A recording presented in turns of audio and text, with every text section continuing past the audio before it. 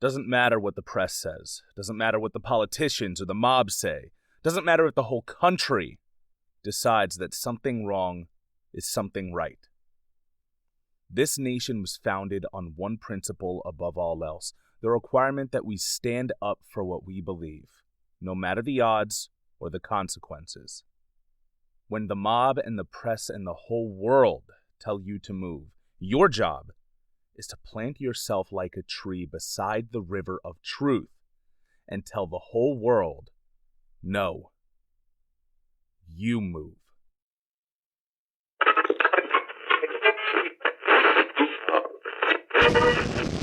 Three, two, one.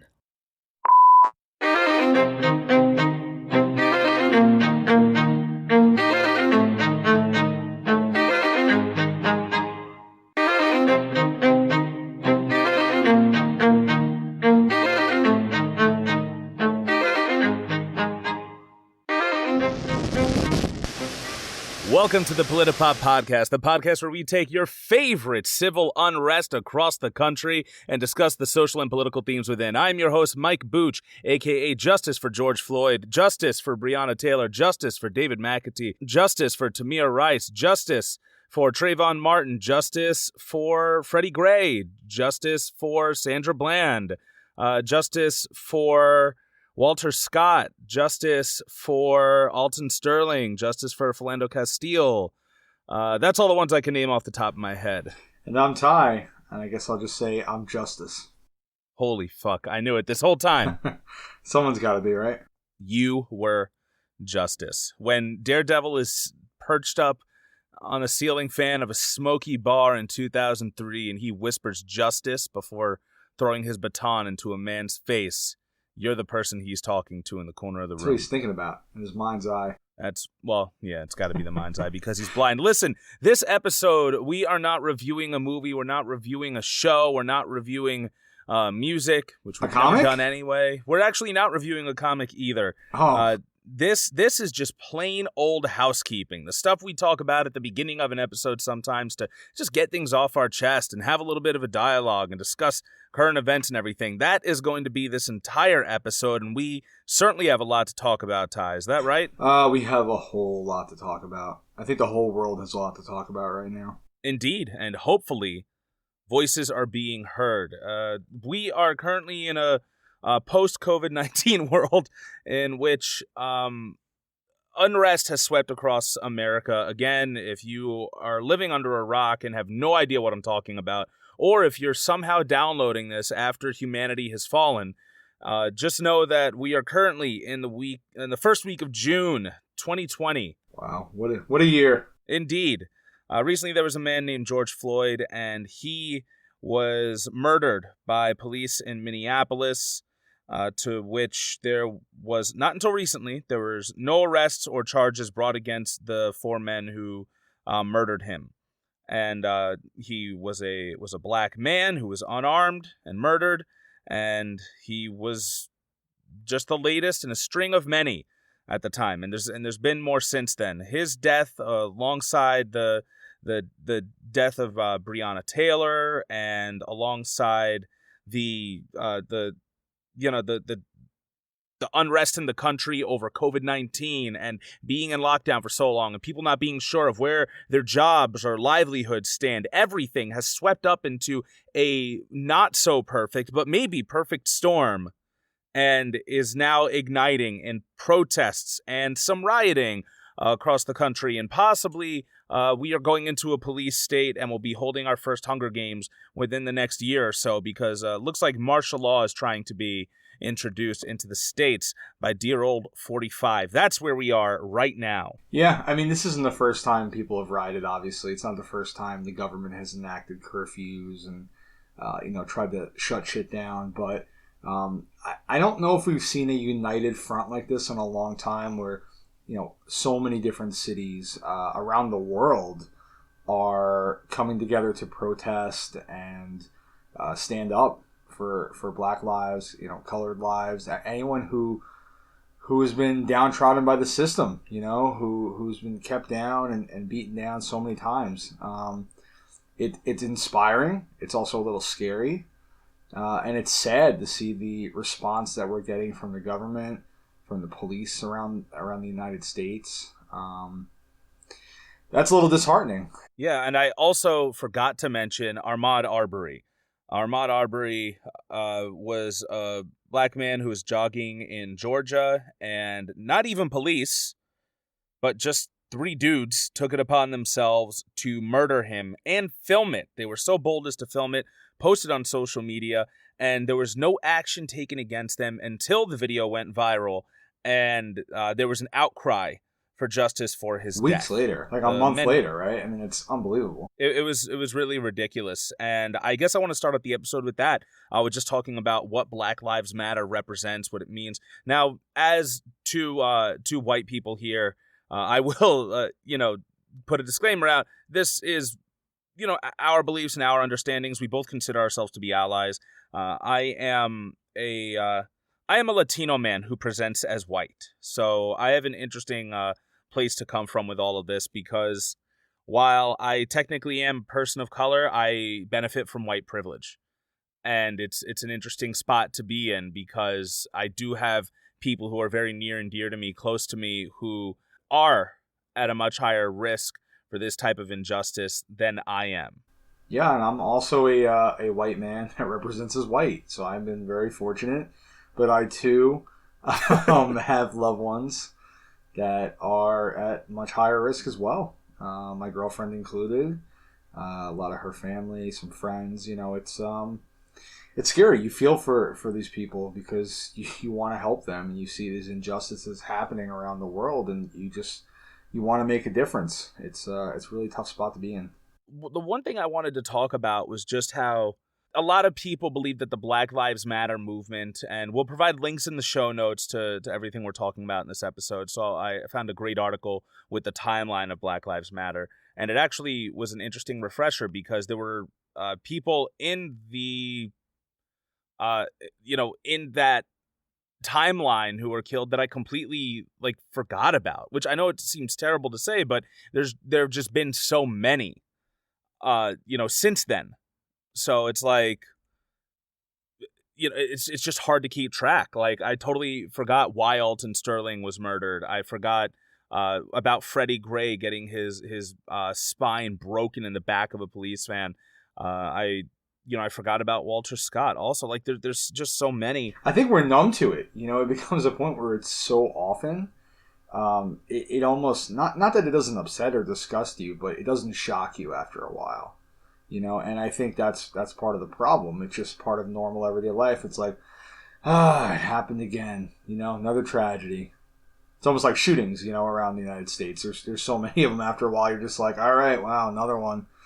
Man, but then you just move on. And unfortunately, that is what happened, I think. Seriously. Where we're at now, we're at this point where you're either on the side of Black lives or you're on the side of police. And it's a really weird spot that comes in. I believe it started in 2016, because there were demonstrations that brought Black Lives Matter to the forefront.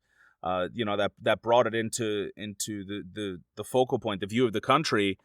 And it was in 2016 that some police officers were shot and killed by somebody claiming to be part of Black Lives Matter while the Black Lives Matter protests were happening. And so it naturally became that, Black Lives Matter is a threat to police. That's what it is. So then there came the whole Blue Lives Matter movement, which we'll cover in a little bit. I've already said my piece on it a couple times in this podcast.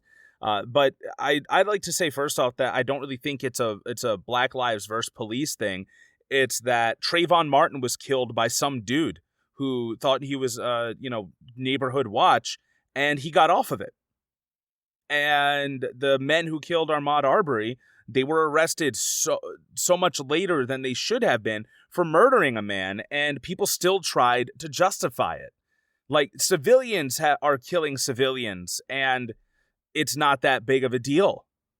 I want everyone who hears Black Lives Matter and thinks, you're anti-police, to just realize that it's not just a police problem. It's not just a law enforcement problem. It is, but it's also a systemic problem. There's no reason why a black civilian should be killed by a white civilian for no reason, and there's no justice at all. There's no sort of comeuppance for the individual who just killed somebody. it doesn't make sense with police either, but like at least they like hide behind the badge and the blue wall of silence. Like you shouldn't have any reason to not try someone, put them through the justice system for murder as a civilian. I think the frustrating thing is there's such a misconception of what Black Lives Matter means. Some people think it means that police lives don't matter, or that white people's lives don't matter, or someone else's lives don't matter. But that's not what it's saying. It's not saying Black lives only matter. It's saying Black lives matter, as in they matter too. They matter just as much as any other lives. And when they're the ones that are constantly being killed, discriminated against, it's a reminder to say, hey, you got to take a step back and realize these people are important too, and we have to, help them. So I think Black Lives Matter. A lot of people said it failed, right? It didn't stick around as much. I don't think they really had a set leader, such as the Black Panther movement or anything like that. But obviously, it has returned in full force. And I personally was trying to decide why did this particular murder cause Black Lives Matter to happen again? To come back out in resurgence. I don't know if there's any particular one reason, but I think it's kind of a perfect storm. I think you mentioned earlier of things. I think it's COVID-19. I think it's putting people in a situation where they're not getting help from their government. A lot of people have not been able to work. They don't have any money. They're desperate. There's been an uptick, I think, in brutality on Black people. How many people have been injured and killed and attacked in the last 2 months or so. And what kind of communities are suffering most from COVID-19? It tends to be urban communities of color as well. Exactly. Yeah, I mean, that's been a huge thing that people don't want to talk about, unfortunately. But I think, George Floyd's murder was very unique in the fact that it was, a lot of these other killings, they're shot or killed by police when no one else is around. This was witnessed by people. It was a slow execution with bystanders begging the police to let this man up and to help him. I believe paramedics arrived and they were prevented from helping him right away. It was just such a horrible, slow way to kill somebody. And I think people, watching this and recording it was just so horrible and brutal. And I think it awoke something in a lot of people. It's enough is enough. We have to take a stand. And now obviously the Black Lives Matter movement has really just picked up, and we're seeing protests pretty much everywhere in the country. You're seeing it in other countries. I think in the UK. You're seeing it in I think Berlin had it, in Japan. I mean, everywhere around the world, people are standing up and saying, "Hey, we're with you. Black Lives Matter." And it's pretty incredible to see so many different people all around the world just come together for this movement.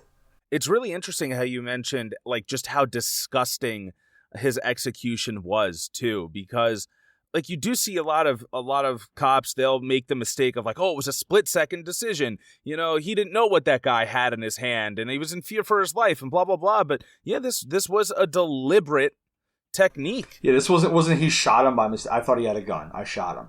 No, you can't make that excuse. People recorded it. You knew what you were doing. I mean, this was 10 minutes. This guy was on the ground begging for his life.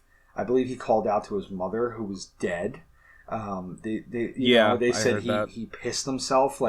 He was dying. He was slowly dying. Jesus.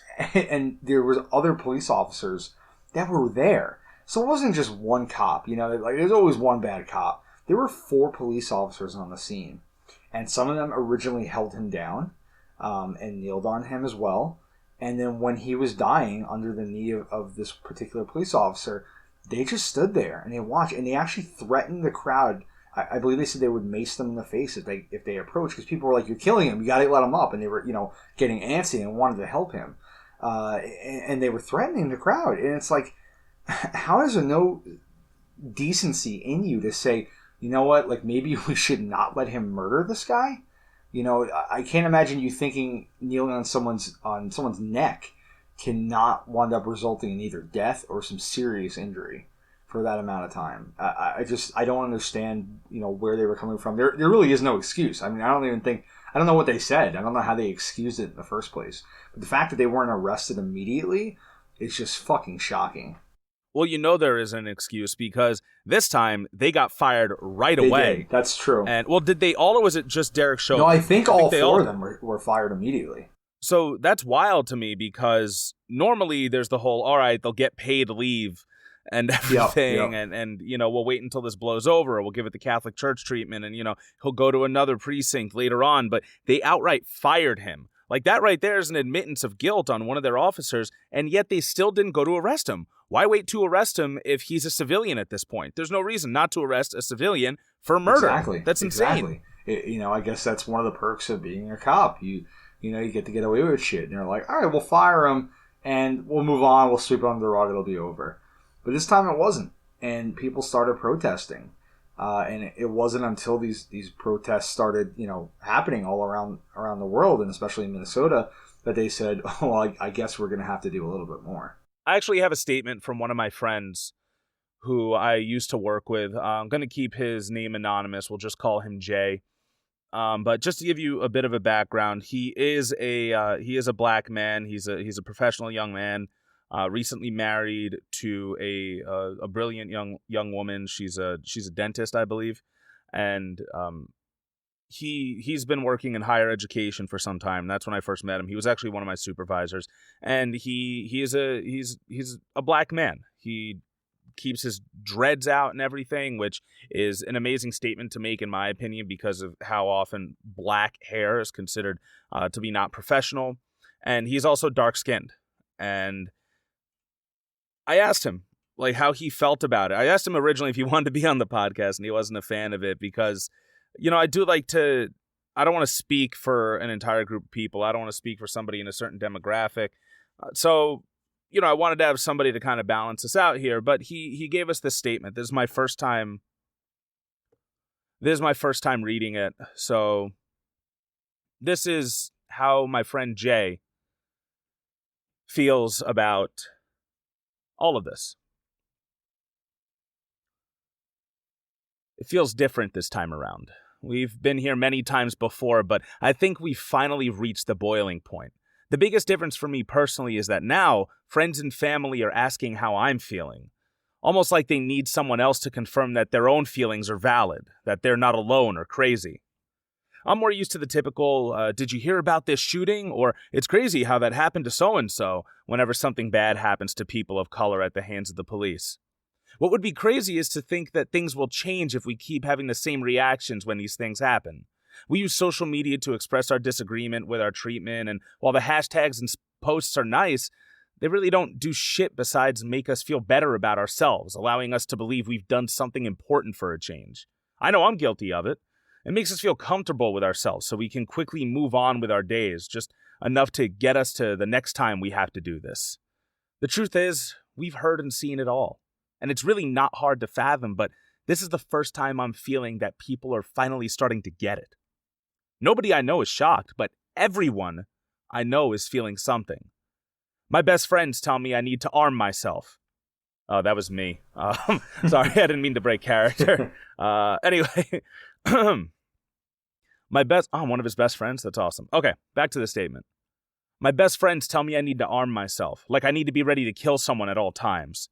Friends who used to sit quietly until the temporary outrage would pass are now checking their privilege and realizing that this is their problem as much as it is anyone else's, and that this problem will never go away if we stay silent. If that means protests, riots, and looting for attention, so be it. I support it, and to hell with anyone saying there's a better way, but it can't stop there. This country only responds to violence and greed of money. We don't see any changes because once the outrage is over, we go right back to spending our money outside of our own communities with people and corporations that don't actually care about our welfare.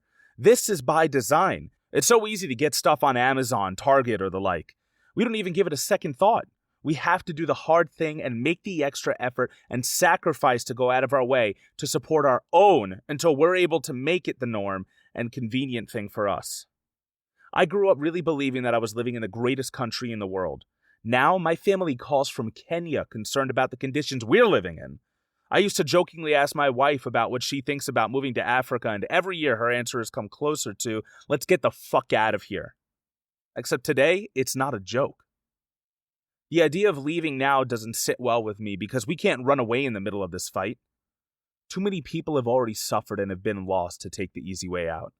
So we'll be here for all of it. And if you're not with us, you're against us. Until the day when white people can honestly say they wouldn't mind being black in America, the fight has to continue. And it will. Hashtag Black Lives Matter. Jay. So other than getting to showcase my voice actor chops that I've been working on for so long, that actually gave me a lot of stuff to think about that never even crossed my mind. So I'm super glad that he brought it up. But I kind of did suggest that at first, that he arms himself, because at this point, I'm thinking of like the original Black Panthers. The original Black Panthers founded by Huey P. Newton and Bobby Seale. Their whole inception was carrying arms around so that way the cops wouldn't, so that way the cops would think twice about attacking them or starting trouble with them. Because realistically, it's their Second Amendment right to self-defense. And that's actually what started gun control reform, like gun control laws, was that the Black Panthers started carrying around guns, and then the government was like, oh, whoa, well, we can't just have anybody carrying around their guns or anything like that. But that was, that was my quick answer. Is it the right one? I don't know if it's necessarily, I don't know if there's really any right answers at this point, right? But it's a tough call, because if you have a firearm on you, is law enforcement less likely to mess with you, or more likely because guess what? They have a bigger gun and now they have a reason to use it on you. It's like, what are you supposed to do? What's the right way to do this? And you and I have spoken about this off mic. Is it to peacefully protest? Is it to kneel during the national anthem? Is it to go a little bit more extreme to make people listen? Like, everyone has their own thoughts as to what the right way to talk about this is. Well, let me ask you, when you're telling him to arm himself, are you saying because things have changed, or should he have always armed himself? Probably always. Yeah, I mean my mentality has changed. I think that's the big thing. I find I'm very fortunate to have found a lot of my friends throughout the years and on social media are allies and are supporting this movement. But a lot of them are under the impression that with Donald Trump not in office, this would not happen. And I know you started this podcast when Donald Trump was going to be elected to speak out against him, and I felt very passionately about that as well in the beginning. And I think he's terrible. He's an awful president and a terrible person. But I think it's naive to believe that he is the root of all the problems in the United States of America. This is, it goes back before. Oh, way before. I mean, when we really think about it, our entire country has been built on the back of slaves, right? And we've never really moved past that. Little by little, baby steps, from freeing the slaves to the civil rights movement. But the fact that in 2020 this is still an issue, it just goes to show you that we've never really dealt with the problem in its entirety. And I think that there needs to be a more lasting change than just let's get Trump out of office. It doesn't end there. Unless you have the most perfect president, the most perfect cabinet of people in the world, which is never going to happen. At least not for a long time. Our other choices are Joe Biden, right? And a lot of people are saying, well, Joe Biden's got to be better than Trump. And maybe in some ways he is. I'll admit, maybe there are certain ways that he is. But his response that I heard was, we need to teach police not to shoot people in the hearts and to shoot them in the leg. That's his answer to So let's maim people, and no one can die from being shot in the leg. We just won't shoot them in the heart. Simple, done. The fact that was his statement, with all these other things happening, just goes to show that he can't solve this problem. It's not that easy. And I think whatever comes out of this movement, out of these protests and riots, it needs to be more permanent change. And I think we can't let up until there is. Yeah, and that's pretty much what Jay was saying in his little letter to the podcast as well. That this thing can't stop. Like where we are right now, all four police have actually been charged, or all 4 former Minneapolis police involved in the death of George Floyd have been charged. But, like, what about the ones who came into Breonna Taylor's apartment and killed her in the middle of the night? Well, that's the thing. I feel like they're giving us moments of appeasement. They're trying to lull us back into, quieting down and ending these protests. So they've, I actually saw, I think it was a meme online that said, they're charging all 4 officers. They've got Obama out there giving these soothing words. They're trying to give you the things that you want to see. That'll make you think, all right, yeah, we're getting something done. But if we stop now, then it stops there, right? And that's not enough. That's not nearly enough. And I think his letter was excellent. It obviously gave me a lot to think about as well.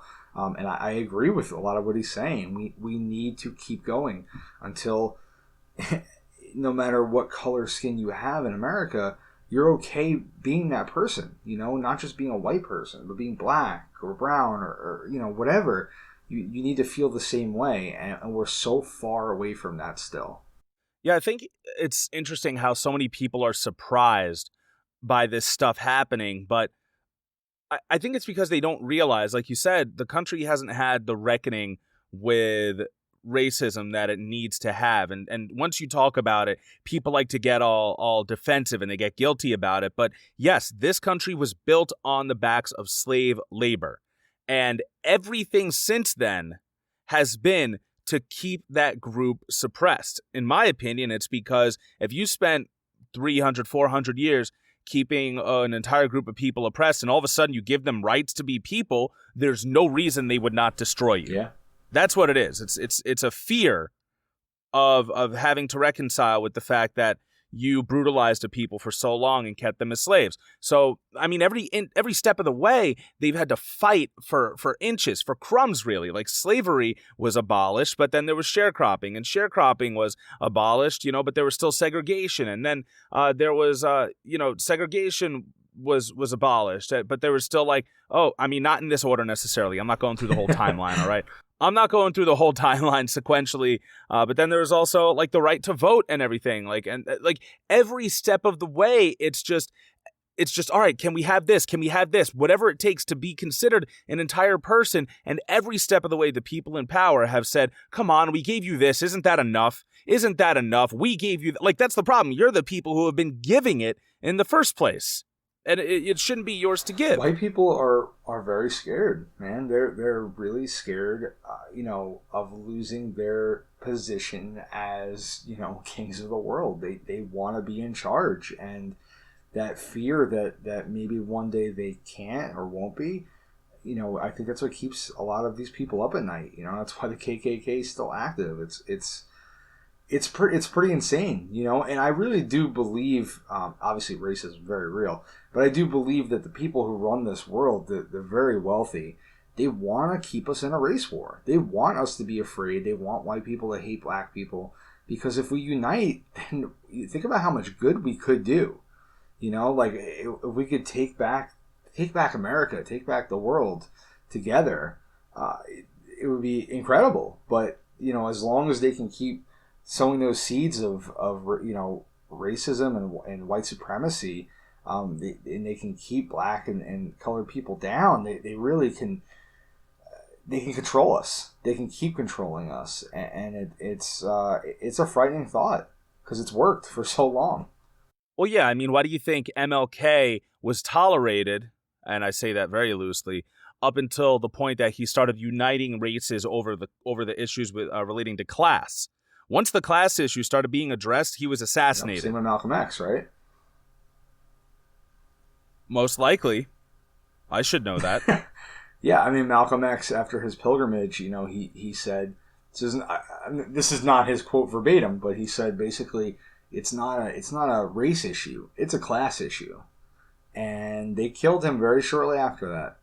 He realized that, instead of fighting amongst ourselves, if we joined together, we would be able to take back control.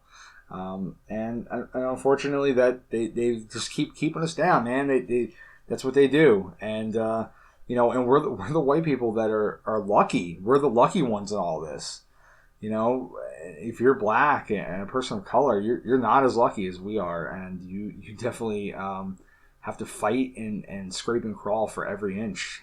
A poor white person and a poor black person, they do have a lot in common, but the poor black person still has a lot more to worry about as far as their place in society goes. That also reminded me about how currently Bernie, they're doing the same thing to him, right? The DNC just keeps pushing him out every time he talks about class struggle. Every time. He's one of the few politicians in Democratic Party, Republican Party, that I think has actually spoken out about police brutality. Everyone's so careful about the words they use. The tweets. Very careful. They're not going to come right out and say white supremacy and the police brutality. They're not going to say that. But Bernie does. He really does, because he's talked about it in the past. I believe he was the only major candidate running for president that had police reform as part of his platform. And I think that's incredibly telling of the society we live in, and no one else is concerned about this. And also the only one who was photographed marching with Martin Luther King and being a part of the civil rights movement and getting arrested along with everybody else. You know what's fucking ironic about that? I had friends on social media who were posting about how the riots and the protests aren't the answer. They're not the way to do things. This is barbaric. We're hurting the little people. And those same people who were claiming they're Democrats and they like stuff, they shared an image I had on my wall of Bernie Sanders being arrested during the civil rights movement. Seriously? Yeah, I was like, what the? How is this not connecting for you? Like I don't understand. I don't know. I just don't get it. I don't get it. So let me ask you this real quick. Where do you stand on the riots? I'm for them. I'm 100% for them. I don't want to see small businesses get injured and damaged. That sucks. I mean, they're not the ones that have a ton of money usually. I mean, there's like comic book stores that got looted. Obviously, if you're looting a comic book store, Jesus. It's like there's nothing that you need in your life there. I mean, I need comics, but well, yeah, but we'll support a small business exactly. to do it, but there aren't really a lot of chains. Exactly. Yep. But we're in a position where we were given $1,200 by the government, and there's a lot of people out of work, a lot of people that are not working right now who have to use that money and decide what they're going to do with it. In a lot of states, you can't even pay your rent with that. So how are you going to pay your rent, your electric bill, get gas, buy food, like whatever you need to do with that amount of money? So I think, a lot of people out there looting, maybe they need food, maybe they need supplies, like I'm not gonna knock them for that. I get it. And I think we're at the point where the peaceful protests have been going on for so long. Colin Kaepernick, I mean, what a fucking... Wow, people were losing their minds over him, right? Yep, over the most... Absolutely, just for kneeling during that song. I mean, the guy gave up his entire career because he wanted to stand up, for Black lives. And, people were like, oh, he had such a privileged life. What does he know? But that idea that, he's using his platform to speak out for those who can't is so important. And I don't think people give him enough credit for that. But the peaceful protests, they've been going on for so long, and they're ignored and shut down. And if this is what it takes to take back some power and finally make lasting change, then fuck it, man. We got to do what we got to do at this point. But there's a lot of things that insinuate that these riots, right, aren't actually the people out there protesting. There's a lot of white supremacists who have infiltrated these groups and are trying to, cause these riots. Yeah, they're inciting that violence. A lot of police are inciting the violence. There's a lot of videos that have been taken that are very strange and mysterious. I don't want to get into all these conspiracy theories, but it would make sense, right? That to stop it, they're going to try and incite violence so that the military can come in, shut shit down. They can say, look, they destroyed this city. I mean, this is not the answer. And shut us all down again. How about you? Where do you stand on it? So, my official political answer, of course, is that as a person who gets to exist as a white man in this world, depending on how much of a tan I get over the summer and how much I let my curls grow out, as that person, it's not my place to say what's right and what's wrong, like what's going to That's work for a group of people. Like I that's why, like, my friend Jay, he said, as far, whatever it takes, as far as the riots and whatever, I'm for them and everything. Like, I will say this, I'm not against them because, like I said, it's not my place to say what's going to work. A fucking guy knelt down during a song and you guys lost your minds. People marched peacefully and you've lost your minds. There was peaceful protest and there was all the hashtags and everything, and people kept getting upset. So what the fuck are they supposed to do? What are they supposed to do? And at this point, it seems like they're out of work. A bunch of people are out of work. Guess who's not out of work? Fucking racists. Racism has become an essential business. They didn't take days off. They were still storming into people's apartments and slaughtering them. They were still asphyxiating people on the pavement in front of people on camera. Like, so, at this point, I do think that, what you said is very important, that there are people who are just looting for what they need. And a lot of the videos you see are like, oh, why do they need a TV? Why do they need a PlayStation? Why do they need a lamp or whatever the fuck? But there are also people who are looting grocery stores and stuff. It's almost as if these people have been put out of work by a government that mishandled a pandemic and they're desperate right now. And maybe they got approved for unemployment. Maybe they got a stimulus check. But guess what? A lot of people didn't. A lot of people didn't get approved for unemployment. So what are you supposed to do? Go out and expose yourself to the virus and then come home and expose your family to the virus? Like, that's what you're supposed to do? I really don't know. So I do think, there's truth in all these different places. There's truth to the fact that protesters are being instigated by police and outsiders who have nothing to do with it. There's truth that some people are just hopping on it because it's the latest trend. There are white people who are coming in and trying to incite violence, and maybe they are doing it for fun, but they might not realize that they're delegitimizing a movement in some people's eyes.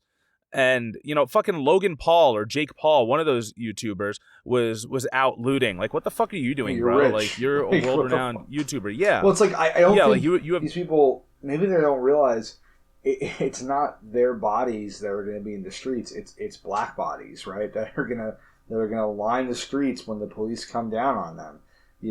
Like there's these two white girls in New York City who they threw like a Molotov cocktail at a police car.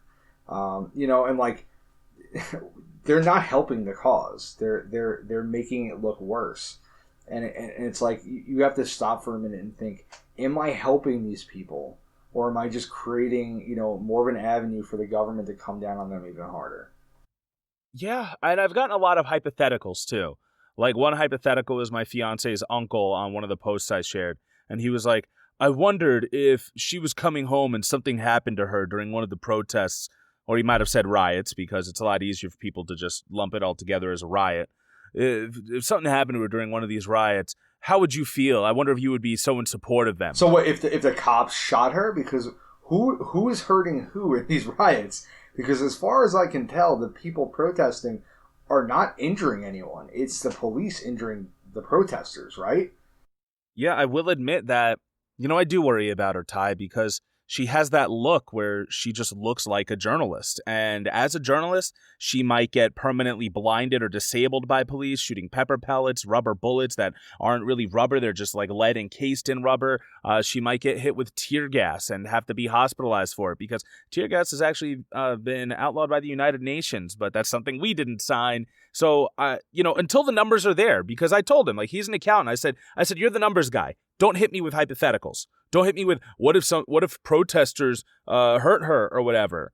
Hit me with how many civilians are killing civilians right now versus how many law enforcement people are killing civilians. Like hit me with the numbers and tell me who we should be more afraid of right now. And I'll be more than happy to review it. Present me with facts and I will review them and come to a conclusion. But until then, don't come at me with hypotheticals. I can tell you right now, if I was not a part of the protest, and I happened to wander into an area where there were protesters and there were police, I would be more scared of the police, even as a white person, because they are just fucking attacking everybody. I mean, it's crazy, man. Like, I think you mentioned, like, journalists. Like, why are you attacking the media? They're arresting journalists. I mean, I think what's her name, Linda Tirado, like you said, she was shot in the eye and blinded permanently. I mean, this is just fucking crazy. And you're seeing all these pictures of police kneeling or embracing protesters. And then there's reports coming out that after all the pictures were taken, after all these wonderful videos were taken, they tear gassed the shit out of people. And it's like they're just doing it for the good image. So, yeah, I think, honestly, be scared of the police because they don't give a fuck right now. It's really sad to just see a country go to war with its own citizens. I mentioned earlier in one of the podcasts we were doing during the class warfare trilogy about, like, when presented with a revolution, would law enforcement, would the military, would they see themselves as part of the oppressed and turn their weapons toward the people who are really responsible? Clearly, we're seeing that's not the case, but it really should be, right? Why is it fair that we have people who serve our country and end up coming back and being homeless? Why is it fair that we have cops who aren't getting proper mental health treatment and end up committing suicide or turning to alcoholism or something like that? Like, you are all victims of the capitalist system along with us, and you, moreover, are public servants. You are to protect and to serve us. Yeah, that's what it should. That's your what goal. It should be, but you have to ask, Yes. like, who are these people that are in uniform? Like, who are they getting for this role? I think there's a statistic that nearly 40% of police officers are domestic abusers. And, the wife of Derek Chauvin, who murdered, George Floyd. His wife actually filed for divorce as soon as he got arrested. And it's like, was she doing it to distance herself from him? Or did she do it because she's like, holy fuck, he's in jail, I can get out of this? Like... Yeah, she's finally feels safe. Who knows what's going on behind closed doors? Yeah, I mean, like, it's pretty terrifying. And these are the people that we are arming with guns and riot gear and, tanks, and telling them to, go out there and control the peace. But, I mean, they're coming into these situations ready to fight. Like, you see the videos. This isn't just my opinion. And some of them are looking for it. Yeah. You could tell that some, like, I've seen videos of, like, one cop, he was, like, in the background, like, hopping around like a boxer, just getting ready. He's smiling. He's got a look on his face. There are other cops in front who are like, holy fuck, like, what's going to happen? And then, there is a mix, but you see that it attracts a certain type of person. And I think the people that, I'm not going to say every single cop is a bad person. We know people that are police officers, and I like to think they're not bad people, right? But I think they're just afraid to stand up. Whether it's because these people that aren't so good are just scary and powerful and dangerous, or there's just such an overwhelming number of them, in the force. They're just afraid to stand up. But we're just seeing them just take advantage of people. I mean, did you see that video? Where all the people were kneeling, all the protesters were kneeling, and this one I think he was black or Hispanic. This gentleman, he's talking. He's yelling out to the police. I love you all. Like, we don't want this. We want peace. He's talking to them, and the police come up and they pull him out of the group and they arrest him, and people are losing their minds. Like, what the fuck is this for? They're saying, oh, he wouldn't listen when we tried to tell everyone to go home. They weren't allowed to be here. And it's like, well, how can you shut that down? Protesting is what our country is known for. I mean, the Boston Tea Party, right? I mean, the American Revolution. This is what we were supposed to do. We're supposed to fight back against our government if we feel it is not meeting the needs of its people. If it's not serving, if it's not serving the people. I mean, and that's something that I've been saying too to everyone I've been talking to about it, is that this is a country, if not protest, is built on revolution. Now, a lot of the people who revolted might have been slave owners. We'll get to that later, but that's how deeply ingrained racism is in our country, is that even the heroes were racist. Yeah. But this is a country built on revolution. The whole "don't tread on me" ideal is if the government doesn't do the right thing, we take it down. That's why the Second Amendment exists in the first place. So don't say that not obeying the law is all of a sudden, oh, that makes you a traitor or makes you treasonous. Like, when your government no longer serves the needs of its people, it is the patriotic thing to do. It is the American thing to do to revolt. And when someone's kneeling down and just talking and they get pulled away and arrested, if someone's just writing, if someone's forging a check and they get murdered for it, you know what, like, guess what? There's nothing to lose at this point. You're getting killed anyway. So you might as well burn the fucker down. You might as well let your needs be known, let your pain be known. That's why. We're seeing an overwhelming number of people join these protests and these riots. To me, that says this is the will of the people, right? The majority of the people are demanding change and justice. It's literally the will of the people. So at this point, it's like, what is your argument for against this? Like, this is what the people want. So fucking give it to us. I don't want to hear Trump talk about, how we got to stop this with a show of force. No. This is what you want to stop it with, a show of force. The people don't want to stop this. All it would take is like listening too, because that's really the thing, right? In special education, we learned that individuals who are nonverbal, who might be on the autism spectrum, they tend to lash out more because they can't speak, they can't voice their concerns. So it's natural. It's natural for everyone. When you can't think of a word, you get frustrated, Absolutely. right? So think of all of these people who have been saying the same thing over and over again, and they're not being heard. What are you going to do? At a certain point, your hand is forced. There's no other way to let people know. And it's not like people are treating all rioting like this either. When the Eagles won the Super Bowl and there were cars being flipped over and stuff being set on fire, I don't remember anyone this is not the answer, blah, blah, blah. It's only because, there's a threat to the established order, and that's not your answer for it. And it's like, do you think these fucking big corporations, these people in power, do you think they want you to change things? No, they want things to stay the same. They control you. They control everything.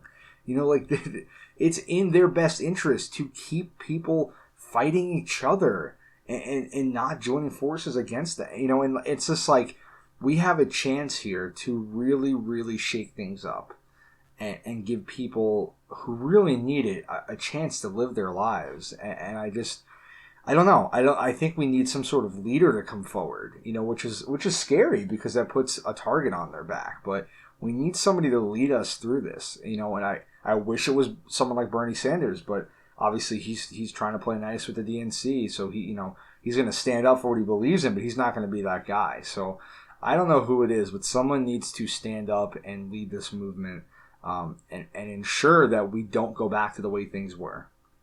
So another question I have for you is, how do you feel about the counter argument of like, oh, police are getting hurt? How do you feel about that? Like, when it comes to the riots? Well, of course, I don't want to see anyone get hurt. You know what I mean? Like, I don't think anyone should take pleasure in going, yeah, somebody got killed or injured. But from the video that I've seen, the footage, I've watched a lot, man. I've been really paying attention. I think we all have. I've actually been trying to pay attention less, but it's we'll everywhere, go into that right? later on. The police are inciting this violence. The majority of these protesters are not violent. They're creating the violence. So to me, if you're gonna fight and someone fights back, well, you should have been fucking ready for it. Like you don't walk up to someone, throw a punch, and then they start beating you back. Like, whoa, I'm getting hurt. What are you doing? Like. They're coming into these situations ready to fight. So if they get injured in the process, that sucks. But you kind of brought it on yourselves. It's really shitty, man. And there's reports of the looters and the protesters aren't always the same people. They'll be looting in streets over, and the cops are tear gassing the protesters and letting the looters go free. And it's like, where is the mindset there? Is it because you actually care about the looters, or you just want to stop this movement? So, obviously, like I said, I don't want to see anyone get hurt, but to me, it's not the protesters that are starting this. And that goes back to the numbers. Like I told, I put it out there on Facebook, which is, becoming a mistake more and more every time I do it. But I put it out there. I said, if anybody actually has the numbers, let me know. I'm like, let me know how many cops are getting killed by protesters. Because, I mean, technically these cops are coming in like stormtroopers. They're dressed in riot gear. They're militarized. Let me know if any of them have gotten killed by protesters. Because that's not a great thing. And then somebody was like, it shouldn't be, because I said, oh, well, if no cops have died, then they still have the most, the highest number. Like they still have the highest fatalities here. And, against other people. And one of my friends was like, it shouldn't matter. That there shouldn't be numbers. Everybody that goes out is a daughter, a sister, a mother, a father, a brother, and an uncle, and all this other stuff. There shouldn't be any violence. Blah blah blah. Like, yeah, don't get me wrong. I'm not saying I want there to be those numbers. I don't. But once again, just tell me who is the more oppressed, and which group of people are considered to be people. When somebody dies, does the media say, oh, well, this person listened to hip hop music once? Yeah, they got to demonize them, right? They got to make them into a bad guy. Yeah. Why do the protests? Why does the Black Lives Matter movement have to remember that about police officers? When police officers are kneeling on the neck of George Floyd, they're not thinking about, oh, he's got a kid, he's got a fiance, he has a family. No, they didn't give a fuck when they killed him. So why do we have to? Let's just back down. They're right. That saying police lives are literally more important than other people's lives, right? That's what they're saying. And I hate to be a victim blamer when it comes to that also, but it's like, look what you were wearing. No, that's fucked up. But you came wearing riot gear and ready for this because, it's your job to do this. You chose this lifestyle. You took that oath the same as any other law enforcement officer did, prepared to die in the line of duty, which, it's... You're choosing that profession. A black person doesn't choose to be black, right? You don't get to choose that when you're born. You're just born whatever you are. You don't have to be a police officer. No one is telling you have to be a police officer. And if you are, you can retire. You know what I mean? Like, if you go, holy fuck, this is getting dangerous. I'm done. I'm out.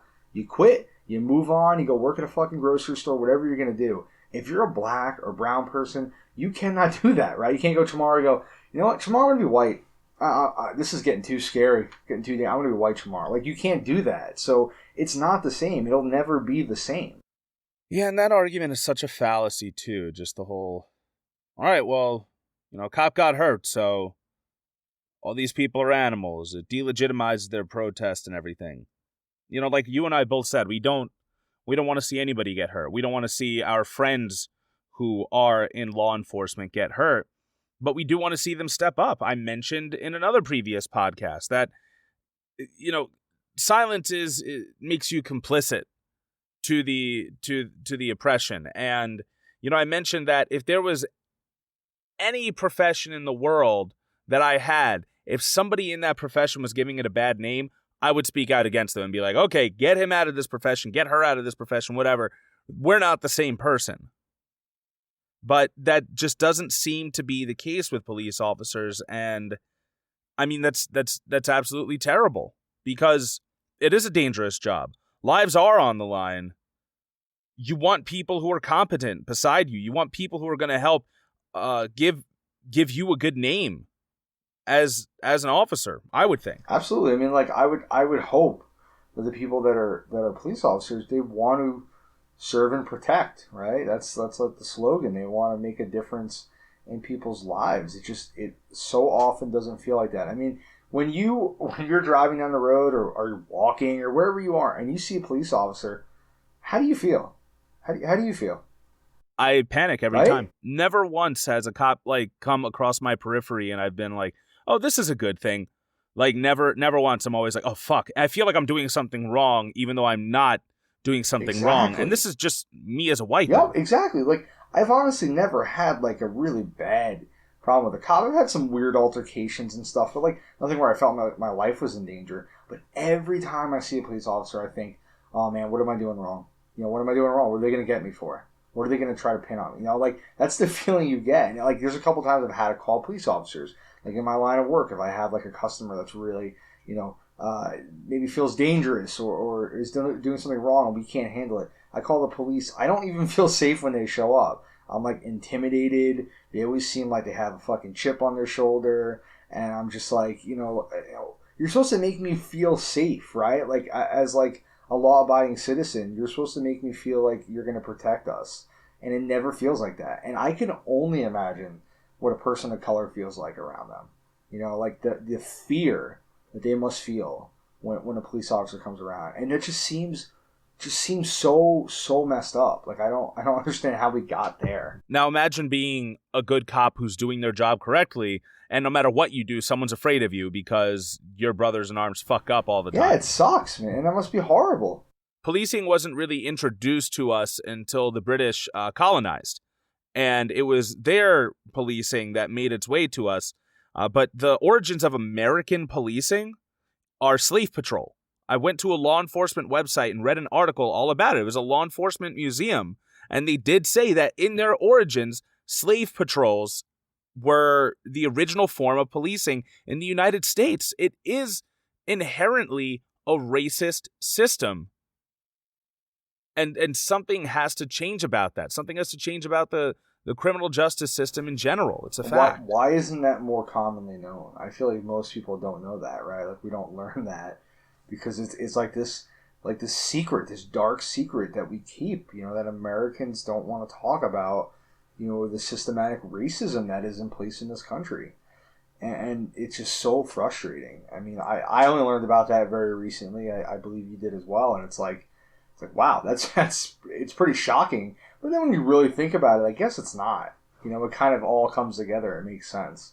I mean, I didn't necessarily believe it. Like, I always saw it posted by, like, Sean King and other activists on Facebook.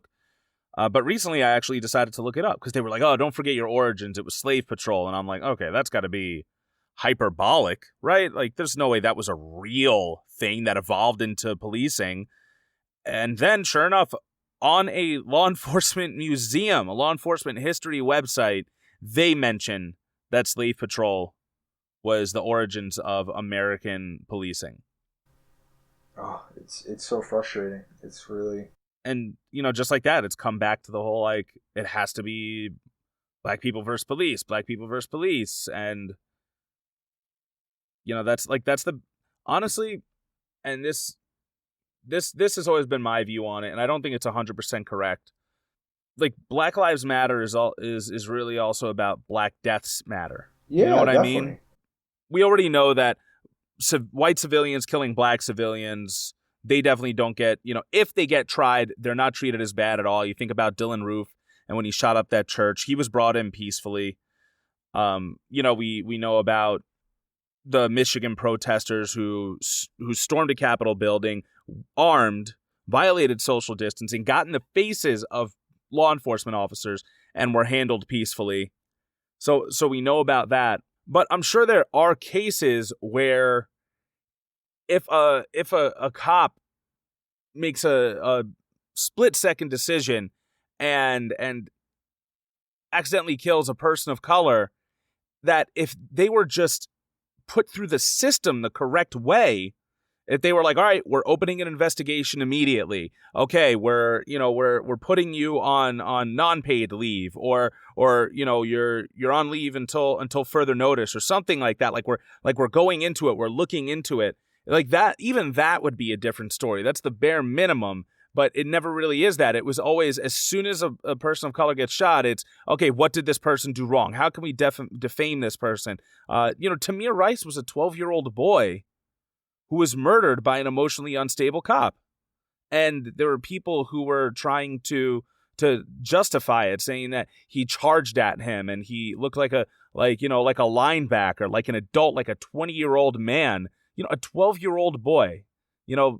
That's just ridiculous to me. Or in the Trayvon Martin case, Geraldo Rivera, was noted as saying that Trayvon shouldn't have dressed like a thug, that he shouldn't have worn a hoodie. There were people who were questioning why a 15-year-old boy, I believe Trayvon was 15 at the time, was even out that late, just going to a store to get some Skittles. Like, it always becomes blaming the victim, blaming the oppressed, and it's like, I think that's a big part of where it comes. Those, if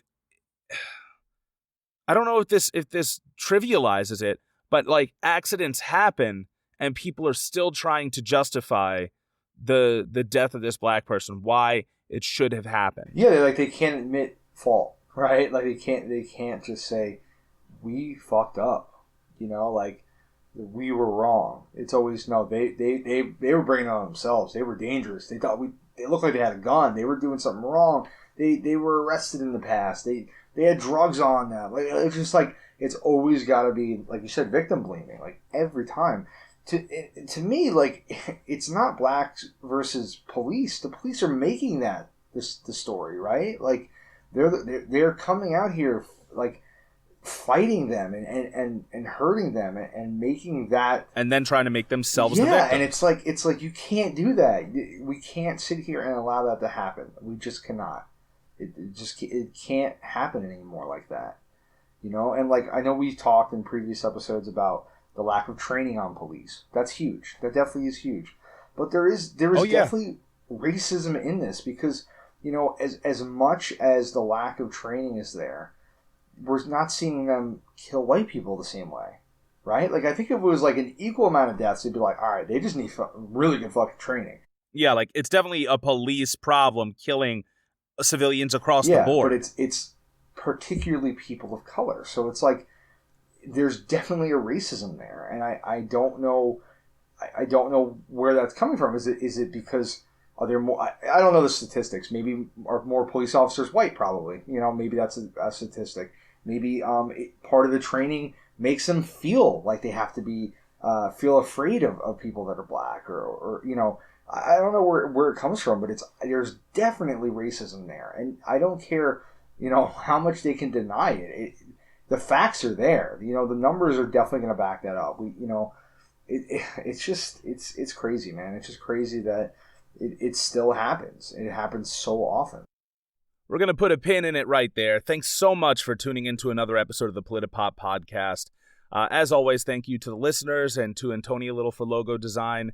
Go to the MinnesotaFreedomFund.org or whatever other organizations are helping to bail out people who are getting arrested just for protesting and speaking out against white supremacy and injustice in our country. If you have any thoughts on the matter, please do not hesitate to let us know. You can find us on Twitter at PolitiPopPod, Instagram at PolitiPopPodcast, email us at politipopcast@gmail.com, find our show notes and sources at politipoppodcast.wordpress.com. Listen to us, rate and review us on Podbean, Apple Podcasts, Spotify, or Google Podcasts.